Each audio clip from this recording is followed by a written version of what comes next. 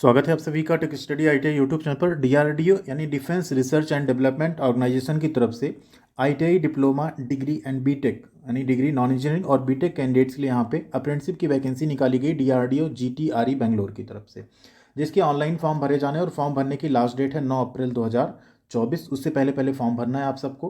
तो अगर आप लोग फॉर्म भरने में इंटरेस्टेड हैं तो आपने यहाँ पे नोटिफिकेशन वाला वीडियो जरूर देख लिया होगा, जिसमें कौन कौन से ट्रेड की कितनी वैकेंसी हमने आपको बताया था। अब यहाँ पे इसका फॉर्म आप कैसे ऑनलाइन स्टेप बाय स्टेप भर सकते हैं उसके ऊपर ये वीडियो होने वाला है। तो आप लोग वीडियो को पूरा देखेंगे तो आसानी से आप अपने ही मोबाइल फ़ोन से step by step form fill up कर पाएंगे। आगे बढ़ें उससे पहले आप सबसे रिक्वेस्ट, प्लीज़ वीडियो को लाइक एंड चैनल को सब्सक्राइब नहीं किया है तो सब्सक्राइब कर लीजिएगा, वीडियो को लाइक जरूर कीजिएगा और ऐसी सभी अपडेट व इन्फॉर्मेशन के लिए take Study ITI Telegram channel पर जुड़ना बिल्कुल नहीं भूलिएगा। यह डिटेल नोटिस एक बार आप इसको देख सकते हैं डाउनलोड करके, जिसमें बीटेक कैंडिडेट्स के लिए वैकेंसी अगर टोटल देखें तो 75 है अलग अलग ट्रेड में। इसके अलावा बीटेक नॉर्मल जो कैंडिडेट्स हैं बीए बीएससी बीकॉम के कैंडिडेट उनके लिए भी वैकेंसी है। डिप्लोमा कैंडिडेट्स में मैकेनिकल इलेक्ट्रिकल कंप्यूटर साइंस की वैकेंसी है। एंड आईटीआई में आप देखेंगे तो machinist fitter Turner electrician welder seat metal worker और कोपा ट्रेड की वैकेंसी यहाँ पे जारी की गई है। तो आइए step by step form fill up वाले प्रोसेस पे चलते हैं। फॉर्म अप्लाई करने के लिए सिंपली आपको यहाँ ऑनलाइन एप्लीकेशन फॉर्म पे क्लिक करना है। अब सबसे पहले आपको क्या करना होगा, अगर आपने पहले डीआरडीओ कोई फॉर्म भरा है तो आप उसी के बेसिस पे हम mobile number and password inter करके लॉगिन कर सकते हैं। अगर आपने इससे पहले डीआरडीओ को कोई फॉर्म नहीं भरा है तो आप यहाँ पे क्या करेंगे, पहले रजिस्ट्रेशन करेंगे। रजिस्ट्रेशन में आपको देखिए क्या क्या लिखना है। सबसे पहले आपको यहाँ अपनी डेट ऑफ बर्थ सेलेक्ट करनी है, ठीक है। सबसे पहले आपको अपनी डेट ऑफ बर्थ यहाँ पे सेलेक्ट करनी है, जो आपके 10th के मार्कशीट में है वही आप लोग यहाँ पे सेलेक्ट करेंगे। नेक्स्ट है आपको अपना 10th का रोल नंबर यहाँ पे इंटर करना पड़ेगा, ठीक है। ये इंटर करने के बाद 10th का आपको पासिंग ईयर इंटर करना है। पासिंग ईयर जैसे आप इंटर कर लेते हैं, अगला स्टेप आता है आपको अपना नाम, ठीक है। नेक्स्ट है ईमेल आईडी, इसके बाद phone number, password and password को कंफर्म करके आपको यहाँ पे रजिस्टर कर लेना है। जैसे आप यहाँ रजिस्टर कर लेंगे अब आपको यहाँ पे लॉगिन करना है। लॉगिन करने के लिए इनमें से कुछ भी आप चाहे अपना डेट ऑफ बर्थ 10वीं का रोल नंबर पासिंग ईयर या ना पता हो आपको, ठीक है, मतलब आपने डाला है, फिलहाल आप किसी से भी कर सकते हैं। सिंपली आप मोबाइल नंबर या ईमेल आईडी एंड पासवर्ड डाल के आप इंटर कर सकते हैं। चलिए लॉगिन कर लेते हैं। जैसे आप यहाँ लॉगिन कर लेंगे इस तरह से आपके सामने पेज ओपन हो जाएगा डायरेक्ट रिक्रूटमेंट।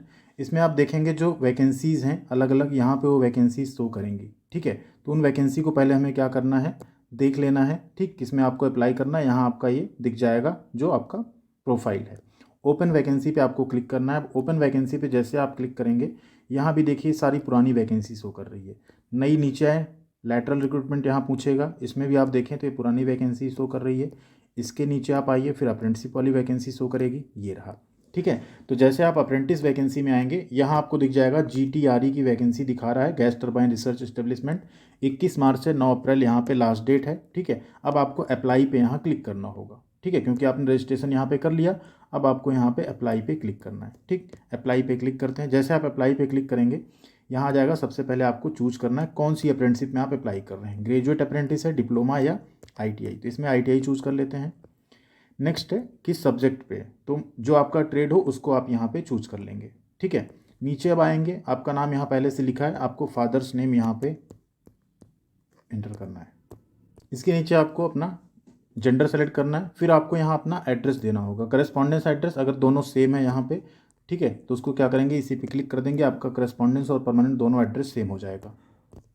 अब इसकी एड्रेस इंटर करने के बाद आपको यहाँ पे डिटेल देनी होगी, जैसे 10th का आपका पासिंग ईयर क्या है वो आपको देना है, ठीक है। 10th की जैसे आप पासिंग ईयर यहाँ पे मेंशन कर देंगे, किस डिवीज़न में आप पास हुए हैं, मैक्सिमम मार्क्स आपके 10th में कितना था, ठीक है, प्राप्तांक आपका कितना रहा,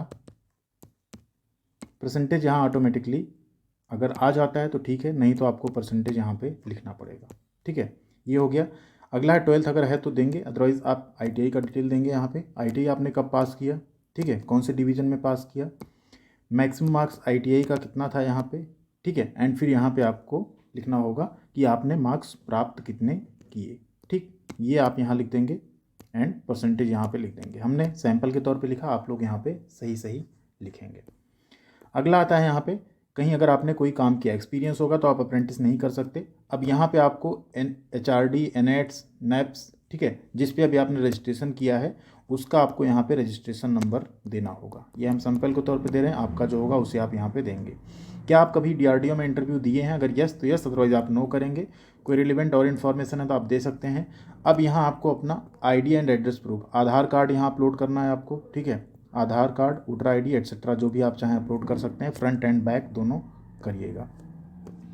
जो आपने NAPS या HRD, अगर आप ग्रेजुएट अप्रेंटिस हैं तो आपने जो अप्रेंटिस पे रजिस्ट्रेशन किया है उसका आपको यहाँ पे सर्टिफिकेट अपलोड करना है। अब ध्यान दीजिए, यहाँ थोड़ा कन्फ्यूजन हो सकता है। इसमें आपको क्या करना है कि आपको अपना ITI का सर्टिफिकेट यहाँ अपलोड करना है, ठीक है। NAPS सर्टिफिकेट मत अपलोड करिएगा, उसकी प्रोफाइल को आप चाहें तो एक साथ करके कर सकते हैं, बट आप यहाँ पे क्या करेंगे, ITI के सर्टिफिकेट को अपलोड करेंगे। थोड़ा सा गलत लिखा गया वो।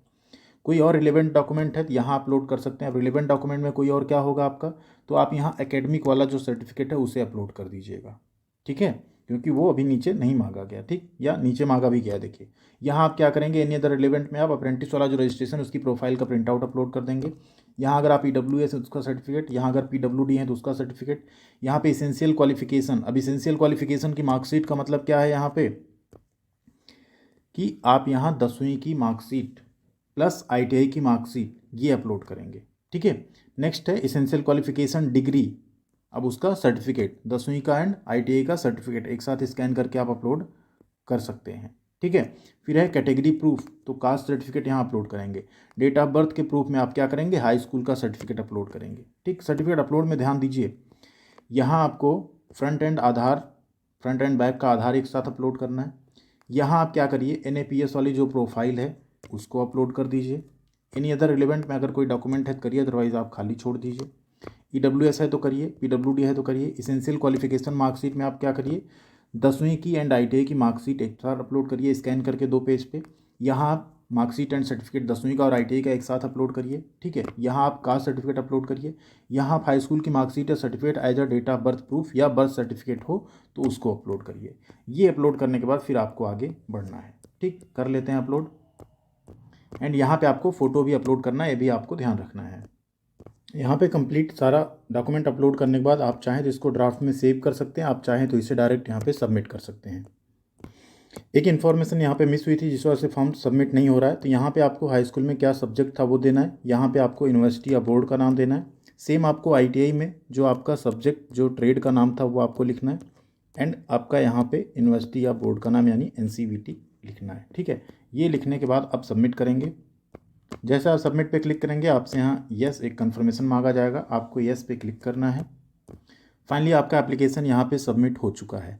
आप उसे अभी चाहें तो अनलॉक करके कुछ चेंज करना चाहें चेंज कर सकते हैं, या आप फाइनली यहाँ पे व्यू कर सकते हैं एप्लीकेशन को, डाउनलोड करके उसका PDF रख सकते हैं। यही है जो GTRE DRDO है उसका अप्रेंटिसशिप का ऑनलाइन फॉर्म अप्लाई करने का प्रोसेस। आई होप आप लोग आसानी से अपने मोबाइल फ़ोन से कर पाएंगे। अगर कोई भी डिफ़िकल्टी आ रही है, कुछ चीज़ नहीं समझ में आ रहा है तो आप लोग कमेंट सेक्शन में लिख सकते हैं। जब व्यू एप्लीकेशन पे क्लिक करेंगे इस तरह से आपका एप्लीकेशन फॉर्म जो है उसका PDF डाउनलोड होकर आ जाएगा, जिसे आप सेव करके अपने पास रख सकते हैं, जो बाद में आपके काम आएगा। थैंक यू वेरी मच, ख्याल रखिएगा अपना। मिलते हैं अगली अपडेट के साथ अगले वीडियो में।